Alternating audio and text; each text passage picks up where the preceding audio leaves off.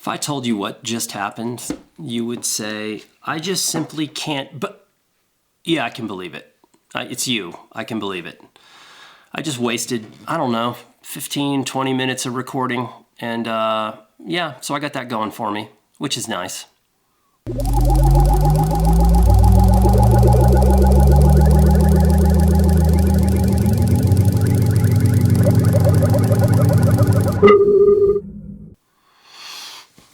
So, I wanted to talk about context.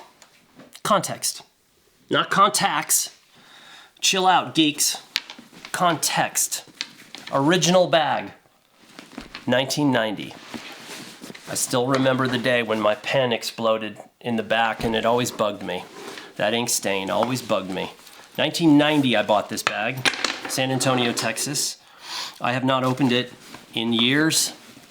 I don't use this equipment much anymore, but it makes sense to show it to you because of what I'm talking about in this film. This is not a geeky frickin' camera film. I'm not gonna go into details about fluoride elements and all that bullshit. M6, this is the star of the show today. This is about context and about why I find this interesting at the moment. But that's it, I'm not otherwise not talking about that. Lens caps, 50mm f2. This is a lens that changed my life in terms of shooting photography in general. This is my all-time favorite lens and the one I made probably the best work with I've ever done, which some of you might think sucks, so that's okay too. I think some of it's decent and then some of it's just okay and then whatever. Not worth talking about really, but this lens is fantastic, the 50 f2. Changed my life, finally taught me how to be a photographer. What is this, Sunpack 144 PC. I'm sure all you hipster kids have one of these now. Off-camera cord, ba-bam! By the way, we did this not because Bruce Gilden, we did this because editors would frickin' scream in your face why you didn't fill flash something when you were shooting, so it was not about that. T-Max 3200, which I shot almost exclusively for like a decade. Film holders with shifter.media on the front in case they get lost and, you know, hypothetically some civilian is gonna return my film. 20 more rolls, same thing, same containers. No idea what film's in there, don't care. It's probably gonna end its life in there. 35 f2 spherical. Yeah, still works as far as I can tell. No oil on the diaphragm. Nope, looking pretty good. It's another good lens.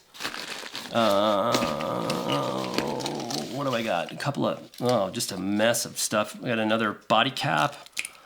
Oh, Neopan 400, all nice and crusty. Not even gonna show you this. I'm gonna put that right back in there very quickly. I think that's what's in here too. Hang on.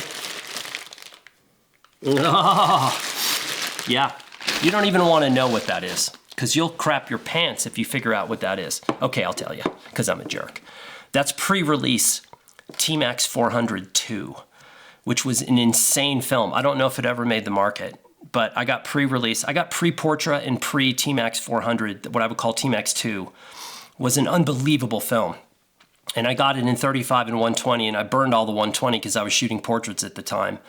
And the first portrait I shot, I remember it. I remember the kid, I know his parents, I remember the exact image, backlit, Newport Beach, this kid, and I got that film processed and I was like, holy cow. It was the contrast of Tri-X with the sharpness of T-Max. It was an insane film. I don't know what happened to it. Last thing in this bag, oh mama. Oh mama. Oh yeah, this brings back some memories. All good. Can you hear that? Huh? Original batch, black paint, Leica M4. Yeah, you wanna talk about a good camera, you wanna talk about a ball buster, you wanna talk about a camera that you put it in your hand, and this, my friends, on this camera is way different than this. This, kind of rough, tinny, I would call that tinny. It's good. It's good. It's good. Don't get me wrong. I'm not complaining, but it sure ain't that. Oh my God. That is so solid compared to that. But hey, they both work. Get back to the focus. Okay, let me put this away. Now I know what's in here. Again, I don't use this stuff anymore. What do I want to do? This. What film do you think is in there? It's black and white, I know that much. What goes where? Oh man, that sun pack has seen better days. Has very much seen better days. Okay, these are just gonna get thrown in here. Don't tell anyone. It's gonna go there. That's a crime. That's a crime in progress right there. That's a crime in progress pack job. But this needs a little further explanation. I want to talk about context. There is a point in this film. There really is a point. At some point there'll be a point in this point with this film. This had a good run. This had a very, very, very good run. 1984 to 1998, 2002 if you soup it with the TTL, 84 to 2002. That is a damn fine run. But something happened in the middle that you may or may not be aware of that provided me a context that you may or may not have. And that context makes everything about the modern era more difficult. It doesn't make it easier, it makes it harder. And that's fine. That's just the way it is. That's not just about photography, that's about a lot of other things. So you know what? We have to deal with it as human beings. By the way, what time is it? I got a big marketing call coming up. I can't miss. When the boss is there and the VP is there and everyone else is there, that's not a meeting you want to miss. You don't want to be like, oh, I don't know, man. I was taking a nap. Sorry, I missed it. Okay. In 1989, a dagger was driven through the heart of this device by none other than Canon USA. Well, probably Canon Japan first, and then consequently Canon USA. Canon arrived with a camera called the EOS 1. In it was the most badass autofocus that anybody had ever seen. And in tandem with the Canon EOS 1 came a 20 to 35 2.8 zoom and a 70 to 200 2.8 zoom, both L's black, both black, pre-white, all black. Never bet on black. Never bet against black, whatever that saying is, just apply it right here. So those cameras came along and no one had ever seen anything like this. You know, at the time I joined the industry or tried to get into the industry, the vast majority, 70 to 80% market was Nikon. And within 18 months, 2 years of Canon coming out with EOS, the numbers had flipped. It was 70 to 80% Canon. They just came in and kicked everyone in the teeth. No one had made decent zoom lenses prior to that. They came in with the 2.8 zooms. They dominated in the newspaper scene. They dominated in the photojournalism scene. They dominated in the documentary scene. Commercial people, everybody loved that camera gear. It was just better than anything that was out. Nikon was playing catch up. Sony was not in the conversation. Minolta was not in the conversation. It was really a two-horse race. Leica was the thoroughbred that was so highly spirited no one wanted to go near it. That's how I would equate Leica in this equation. However, those spirited thoroughbreds are pretty goddamn cool, so people are like, I don't know, it might kick me in the teeth, but I still want to own one, kind of thing. So what happened was a lot of people who were dedicated Leica shooters started to drift towards this Canon camera system. Or they were coming from Nikon like me and they switched over to the Canon camera system. I had yet to really fully invest myself in Leica, so I was an intern at a newspaper and then I was doing freelance stuff and then freelance magazine stuff, and the Canons were essential. So imagine a photographer, camera on this arm 20 to 35, camera on this arm 70 to 200, Leica around the neck. The Leica went from becoming a primary tool to an ornament, a symbolic ornament. That's not bad, let me explain. Cash register, ornament. Cash, ornament, ornament, cash. Cash machine, ornament, symbolic. The Leica took on symbolic meaning for a lot of people. The Leica went from primary tool to symbol of what got them into photography in the first place. Black and white photography, processing and printing in the darkroom, the kind of work that people wanted to do, but they weren't being allowed to do because the magazines had all gone to color. So people were like, I gotta shoot this cash register, this is what I'm making my money with, this is who I actually wanna be. It was a symbol of the kind of work they wanted to do. Maybe some point when I'm dead, somebody will want to do a book of my second camera, third camera stuff, and it's hopefully all going to come from the Leica. The Salgados of the world out shooting Leica Rs, and everyone wants to be Salgado. And you know, maybe this is, I'll have hope for me someday when I'm retired and I'm out of this industry and I'm done or I'm too old to shoot the color, maybe this camera. That's what the Leica became for many. Not for all, thankfully, but for many. So the Leica became an ornament, and that's why so many people bought and sold Leicas, is because they didn't use them that much. They clung to it as a symbol of once what was, and what they wanted to do, and what they were hoping at some point they'd be able to get back to. Most of them saw the writing on the wall very quickly and was like, this is never coming back. I'm never gonna come back to this. I'm gonna sell it. I'm not using it. And Leicas retain their value. It's just why I was able to afford Leicas. You know, M4P in 1990, I traded for my first M6. This crazy thing, that Canon lens I told you about, the 80-200L, the black one, which had a shit close focusing distance, I traded that for an M6 and a 35. I tried to talk the photographer out of it. He called me from San Diego. I gotta have that lens, man. I gotta have that lens. I got an M6 and 35 with your name on it. I said, you are an absolute maniac. This is a terrible deal for you. Do not do this. You will regret this. Do not do it. He drove to my house in an absolute typhoon. I remember I was in Laguna Beach. He drove to my house in typhoon to make this exchange. And I kept trying to tell him, this is a bad deal. This is a Canon everyday run-of-the-mill 2.8 L zoom. At this point, everyone's trying to make that lens, so it was not super special. Made the trade. I used that M6 for years, and he immediately tried to find another M6 because he was like, oh my God, what did I do to myself? So a lot of people just started using it as an ornament. By 96, there were a lot of people that were carrying this camera around as an ornament. I covered the Republican National Convention in San Diego that brought out a lot of the really good photojournalists from around the world. There were tons of people that just had Leicas around their neck and you never saw them using the camera. I get it. There were different pressures that people were under. But however, I said many, not all. I distinctively remember 2 European photographers who were at that event that were Leica-only photographers. And I was like, oh, there's people who have still committed to this camera as their primary mechanism for making pictures. That's interesting to me. So I started to research who was using this camera full-time and for their work. And this is where we run into a slight snafu, to use one of my favorite words. Snafu is like a cross between Snapple and poo. Snafu, whatever. It's one of my favorite words. Here's the problem. Here's the problem. Beyond the Fall, Tony Schwa. Anthony. Sorry, I don't know him. I call him Tony because I talked to him once on the phone 30 years ago. So he and I are kind of buds.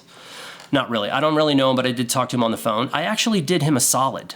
And I can't imagine him ever remembering this, but I was an intern at a newspaper that was the receptacle for work that was for one of the biggest contests of the year. At the time when you submitted to the contest, you sent prints into the paper and they took everybody's work in and the judges would fly in and they would do this big contest. It was one of the big contests of the year. And I was in the darkroom one day and everything was fine, and then I go in the darkroom the next day and I look over in the corner of the darkroom and there's this giant stack of prints like 3 feet tall, and I was like, what the hell is that? And I walked over and it was like all of these contest entries, all these prints, and I was like, oh my God. And the top print I looked at and I said, that's Tony Schwa's picture. I know that because I'd been following him and his work at that time, because I saw what he was doing and I saw his work and I said, I want to be that guy. And so I was studying him and and this was hard, man, pre-internet, I had to stalk him. You know, I had to stalk him for 2 years. I'm not proud of it, but you know, you do what you have to do. So I knew that was his, and I somehow tracked down his phone number. I must have called Pac Bell and been like, S-U-A-U. There can't be many of them around. Somehow I ended up with the number. I tracked him down and I said, hey man, I'm an intern at this paper. These are your 11 by 14 silver gelatin prints, am I correct? And they were, and the paper was just gonna throw them away, which is totally uncool, but they were like, I'm not sending all that stuff back. And by the way, these contests, half of the judges had to be forced into being judges. Nobody wanted to do that crap. Oh yeah, you don't know 1% of the politics that go on behind these contests. I do. I know, I was there. It's not pretty. That's why I'm not a big fan of contests. Not pretty at all. So anyway, I sent his prints back to him. But that's my extent of my relationship with this guy. Here's my problem. This exists. Right? This exists. This body of work, the former Soviet bloc in transition, 89 to 99. This body of work exists, and I know about it. I know it really well. I've looked through it many times. I've owned this book for decades. This was shot with Leica cameras. My guess is primarily M6. This is 10 years of work on a single project. This is work that resonates. This has intention, it has meaning, historical value. This is a testament, it's testimony. It is evidence of a time and a place. This is the kind of work that I respond to. And once you know it's out there, nothing else matters. It doesn't exist. It bounces off. Deflectors are on full. Pew! These projects, they bounce, they fly away. There is a giant essay in the back of this from him, which I've not read in a long time. But you think about this, Beyond the Fall, Tony Schwa, former Soviet bloc in transition. Think about that, former Soviet bloc. Think about the range of country that he has to cover and the range of story that he has to cover. What I remember too is not only the stuff about Berlin Wall coming down and the stuff from Moscow nightclubs and sort of the Soviet, the country of Russia, the work that was done there, but I also remember the conflict part of this book project. Because for those of you who are too young to remember, the war in Chechnya was very different. The war in Putin had reduced places like Grozny, the capital, to just rubble. It was one of the most intense campaigns against civilians that anyone had seen. And it was brutal. And for photographers to get in and out was an effort in itself. And if you're caught or captured, bad news. Like, not going to end well for you. And some of the stories about how the photographers had to exist while they were doing this project in Grozny it's just mind-blowing. Not many guys were capable of handling that kind of thing. And these pictures would be, imagine a local Russian person, a Chechen, walking to try to find food somewhere in this destroyed city, and the Russians are purposely mortaring civilians, and boom, the civilian gets hit, their legs are blown off completely, but they're still alive. And the photographers are there shooting. They're living underground. They're trying to figure out ways to get in and out. Some photographers got injured and others had to try to get them out. It was hardcore. And I remember some of Tony's pictures from that time and that place. And I just remember seeing them as a young photographer and going, that's the kind of work I want to do. That's the photographer I want to be. So this work is comprehensive. This is what photography is about for me. This is the bar. And once you know it's out there, it's a curse, because 99.9% of what I see today is so superficial and shallow that it has no resonance with me whatsoever. So I'll get to what triggered this whole thing in a minute.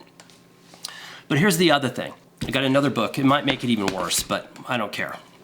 At around the same time that I'm fully investing in starting to investigate who these photographers are that are using Leica full-time, I'm starting to realize that for the kind of work that I want to do long-term, the Leica is probably the best tool. The Canons are not the best tool. Nikon at the time, again, playing catch-up. They didn't make something that was going to really work for me. That's why I started to invest more and more in Leica. I started to commit more and more to Leica, which meant leaving my other cameras at home so that I had to commit to using the rangefinder. And it took a long time to get really comfortable with that, realizing I was going to make a certain kind of picture and then I was going to miss a certain kind of picture because I was using the Leica. At the same time, I discovered French Photo magazine. And yeah, here in America, we had our own version of goddamn photo magazine. We had American Photo. And I thought American Photo was the cat's ass for a long time. I did. I was like, this is amazing. And it was good. And I had friends who worked at American Photo. It was a great pub. It really was. And now it's dead, like everything else. My mom and American Photo are dead. Get over it. But then I found French Photo. Oh man, I found French Photo in a southern accent for no apparent reason. And when I found French Photo, I was like, oh, this is what a photo magazine is. So French Photo, first of all, very few restrictions. Very little censorship in comparison to the American version, which meant tons of nudity, which at that point in my life was my single most favorite thing in the world. So lots of nudity, I thought that was a great thing. But also they were committed to running reportage in a way that American magazines were not. America was enamored with commercial and celebrity and Hollywood and fashion and all that bullshit. And reportage was falling off in favor because it wasn't gonna sell advertising. But the French were still all in on showing reportage. And I remember during this time, I remember discovering people like Ed Grosda. I remember discovering that there was this whole subculture of French photographers and European photographers who were doing the same thing that the American photojournalists were doing. They were just doing it from their theater and not ours. So the Soviets leave Afghanistan. America had been supplying Afghanistan with small arms and surface-to-air missiles. It changed the course of the war. We've been supporting the Mujahideen. War and Soviets withdraw. America, like we tend to do, ask the Kurds. America says, okay, we're done. Threat's over. Ruski's going home. Threat's over. And we just bailed on Afghanistan. And consequently, it's not the only reason, but consequently, Afghanistan implodes. And the civil war kicks off for real, and it is hardcore. And Kabul is a wasteland, and it's reduced to rubble, and there's factions fighting all over the place. But French Photo is running essays for these Euro types who are in there doing these photo essays. And I'm like, who are these people? And there was always like, you'd see the essay, and it was all like 35 black and white, and then there'd be a little picture of the photographer, Leica around their neck. And I was like, huh, there's a consistency here. Like, why would these people be using, not all of them, but the ones that I tended to be drawn to were the ones that were using Leica for whatever reason. I was like, that's the kind of picture that I'm looking for. And it was so interesting for me to see that kind of thing. And also, speaking of Ed Grozda, so I met Ed a few years ago and was able to interview him here. There's an interview on the site somewhere that I did with him. It's probably still, just do a search for Ed Grozda. Come on, put some work in, damn it. So just think about this, and I know I'm digressing here. Imagine you're in Peshawar, and you find a way to sneak into Afghanistan. This is during the war. You find a way to sneak in. You get caught going in, coming out, you're gonna go to jail in Pakistan. You get in there, you're on your own. There's no calling mom. My mom's dead, remember? You can't call her either. You can't call, there's no sat phone. There's no Red Cross coming to get you. And also, by the way, you're white. So you could get mistaken for a Spetsnaz troop that's dropped behind the enemy lines by Russia just as a final dig. So the locals might shoot you. You could step on a mine. Maybe those attack choppers are still in the area, so you better know the cave complex is where you gotta hide. It was hardcore exposed photojournalism. By the way, one of my all-time favorite books, Night Letters by Rob Schultes, talks about being in Afghanistan with Ed, sneaking across the border, Ed getting dengue fever, Rob getting sick in a remote village. It's hardcore. And Ed has done 2 books on Afghanistan, Afghan Journal 1, Afghan Journal 2. I have the first one. And he talks about being a freelance photographer and a black and white Leica shooter, and how that sort of puts him in the minority of not being Mr. Popular. Of the color transparency guy producing work for the news magazines, he's kind of this fringe element. And I found myself drawn more to the fringe element than the mainstream people. And that's probably true of my life in general. I've always been more intrigued by the people on the fringe than the people in the middle. I don't eat fast food, if that makes sense to you. Okay, so back to this time frame. This might make it worse. The World from My Front Porch, Larry Tao.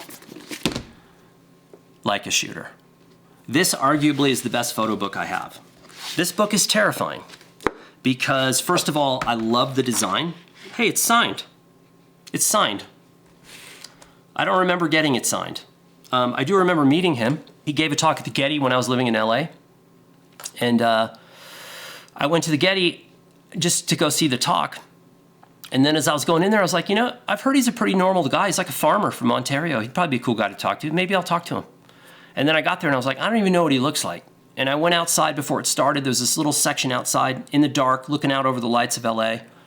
And there was a farmer standing there. And I was like, that's more than likely. It looked like an alien had sucked him out of Ontario and dropped him at the Getty Center. And I was like, he's the only farmer here. So we had a nice little chat and he was a super nice guy. He apparently signed this book. Anyway, I love the use of the type treatment in this book.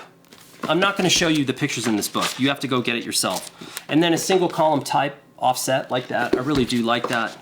That's really nice. And then there's also some use of type on black.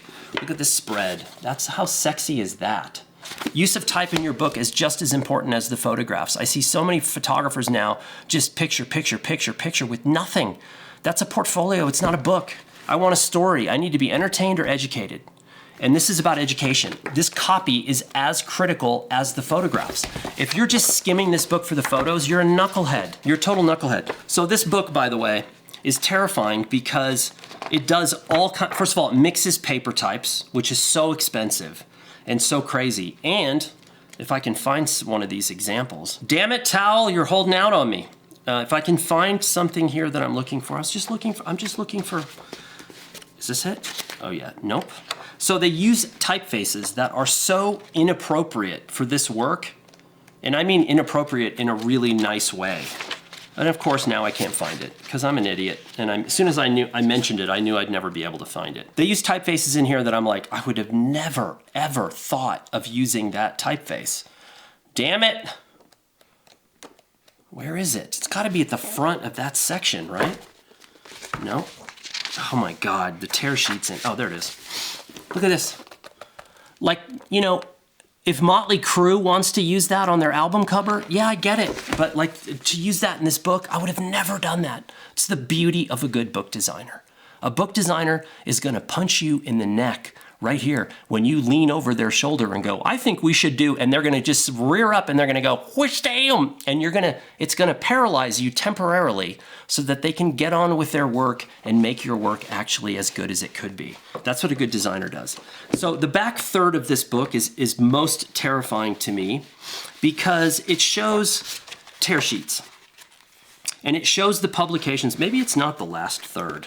Maybe it's the middle second part of the third. Yeah, it's absolutely terrifying. It's pictures, and by the way, I can't come close to describing the quality of this book. There's even a music notes where it says like a camera song. It is such a combination of materials. It is so much more interesting than a book of photographs. I can't tell you. All right, where's the tear sheets? I'm losing my mind, basically. Completely losing my mind that I can't find the freaking tear sheets, which are my favorite part of this entire book. And also, again, the most terrifying part of this book. Oh, yeah. Just gonna flash it to you very quickly. Just this, tear sheets. And you look at these spreads in the magazine and you realize they're all good. There's no shit. There's no shit filler in the middle of this. Nothing. Same with Tony. This Tony book, the essay in the back of Tony's book has small images that are inlaid in the essay.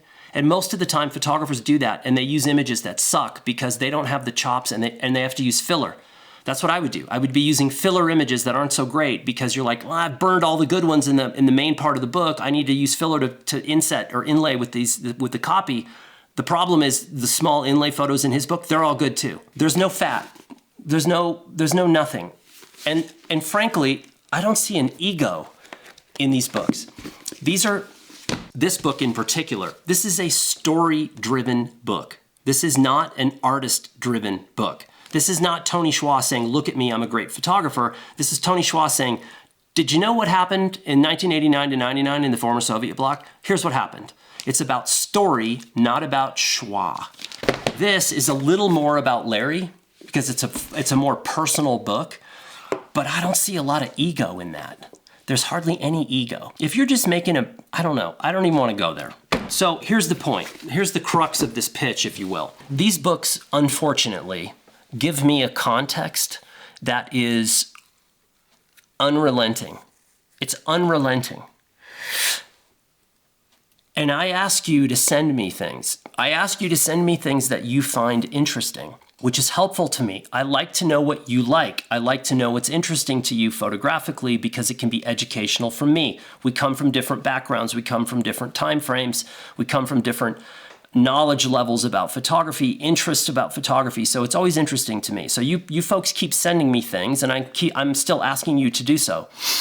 Most of the time, it's a neck punch for me because I get something and I'm like, oh, so the reason I'm bringing these books up and I'm bringing up context is because someone sent me a YouTube film about photography, and I lasted about 20 seconds.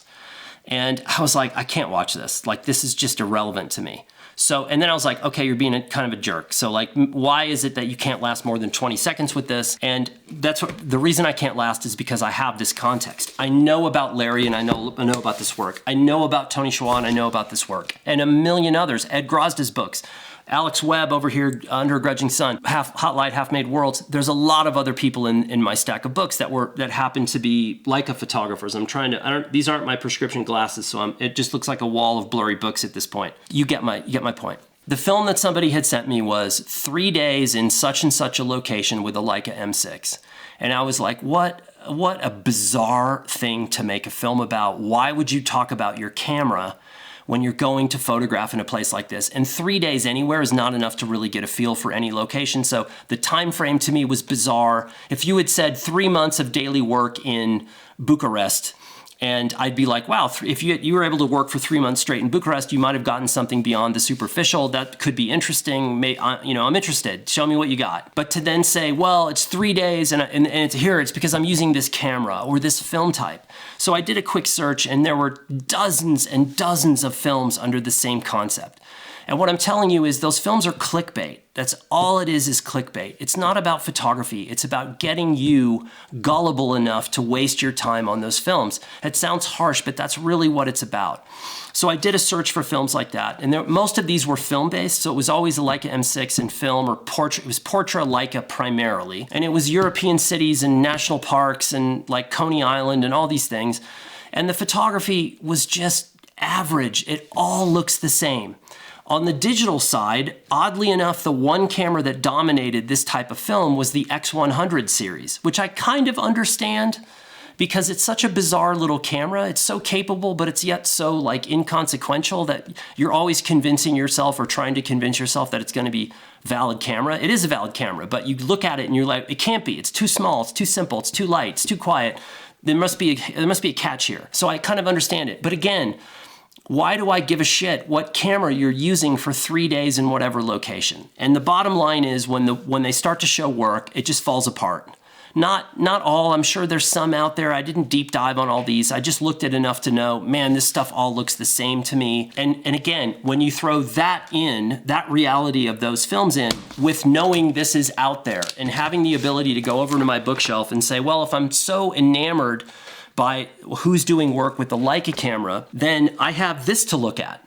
Ooh, yeah, I was gonna say, I just looked at this image and I just immediately recognized one of the bunkers from Albania and I'm like, oh, that's Albania. Yep, it is. I have this.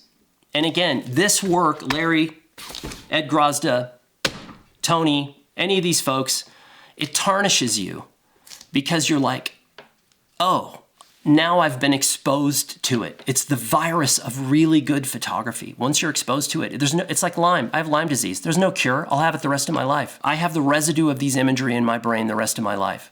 So this YouTube stuff and most of the online photographic culture, people are always asking me why I don't engage with that more.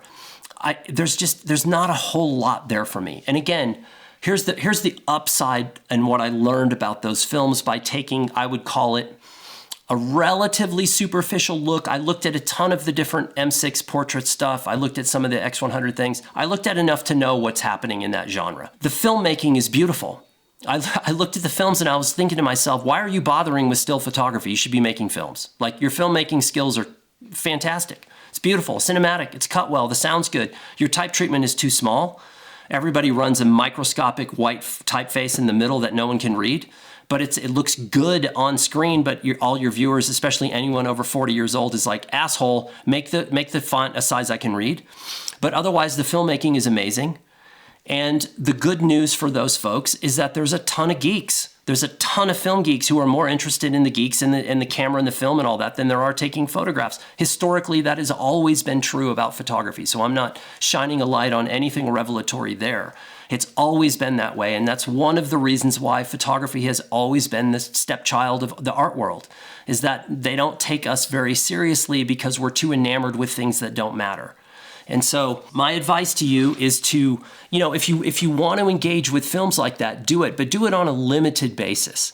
There's no reason to watch any more than one of those films because they're all the same. So if you feel like you need to do that, it's okay, do it. I'm not here to control your life. Your freedom, do whatever the hell you want. You can ignore my advice. Most people do, my wife included, family right there, pretty much all my friends. The flip side is limit your exposure to those films. They're not going to do you much good. Delete your social. It's not making you a better photographer or a better person. Get rid of all that stuff. It's mindless and useless and wasting your time. And go to the library. I went to the library twice in the last week to get wordy books. Triple Agent, Joby Warwick, read People of the Black Flags. That was an amazing book, same author. I go to get wordy books. But in the new section of the library, there were 2 brand new photo books. That's the first time I've seen that. I go to that new book section twice a week. I have never seen photography books in there, and there were 2 new photography books by unknown photographers in my world. They were fantastic, fantastic books. So go to the library and learn about this side of the business and spend less time on that side of the business because there's not a lot there. But here's my final warning. Once you're exposed to this, as I said before, you can't unsee it. And it will have an impact on you, and it will probably change how you work photographically. And it might increase your level of difficulty exponentially. It might make the next 6 months, a year, 2 years difficult for you, because you're going to understand what it takes to make this kind of work. And it's not for the faint of heart. And most of us, you know, even if you have the best intentions, a lot of times we have restrictions on us, whether that's financial, work, family, that it makes it impossible to do this kind of work. I don't know what these photographers are doing now. I'm assuming I'm 55, so I'm assuming Tony's even older than me, and I think Larry's definitely older than me. I don't know what they're doing now. Are they still doing this kind of work? I don't really know. My guess is probably not. Like, it's harder and harder to do this stuff. But anyway, you know it's out there. Now, I think I need to lead on some, I need to lead on something positive. So here's what I'm gonna do. You're gonna love this. I'm gonna cover the name. This M6 is engraved to someone else who's a friend of mine. And when he called me and said, dude, I need to sell this. So this is July 1997, Leica Academy, Solm, Germany. And it's my friend's name is inscribed right on the top of it. And I told him, I said, man, don't sell me this camera. Keep it. It's freaking engraved to you. You went to Solm to get this done. Keep it. He's like, no, I'm never going to use it. So he sold it to me. I used it for a decade. I still, if I was going to shoot film and use these cameras, I'd be using it right now. And I talked to him last year and I said, we need to find a way to get this camera back to you because, you know, you have kids. Maybe they're young. Maybe at some point down the line, they want this, but you know, I don't deserve this camera anymore, or the M4 for that matter. So I don't know, maybe I give it back to him. That's it. That was my feeling about context. Again, I'm not here to make anybody feel bad. I'm not here to, you know, condemn anybody. Everybody's trying their best and doing what it is they do. Just know that there are varying levels of expertise, as there are in every other industry in the world. And it's interesting to expose yourself to the best of what's been done and what's being done, because it can really pull you out of the level that you're at right now. You could be plateaued for whatever reason, and it pulls you out into the next level. And this work, you know, this work was expensive and dangerous and time consuming. And it's nice to appreciate when someone dedicated a decade of their life getting in and out of these places to tell these stories for not a whole hell of a lot of money and not a lot of fame. There was not a lot of upside of doing this work. And another book that jumps into my mind, very similar but more war focused, is Blood and Honey by Ron Haviv. That's another great book. Not a Leica shooter. That's a great book for you to investigate in terms of what a great story-driven project is. Took a decade to produce. And also, you know, I got tons of backstories from that I've learned over the years. Anyway, hope that finds you well. I don't know what I'm gonna do. Oh man, I got a marketing call. I gotta go. It's on a Zoom thing. I'm gonna sit there. I'm gonna wear my normal glasses. I'm gonna try to act like I know what I'm doing. And maybe, I don't know, I might interject from time to time, throw in some bits of wisdom just to make it seem like I know what I'm doing. And I will be, I guess I'll be back at some point to do another film.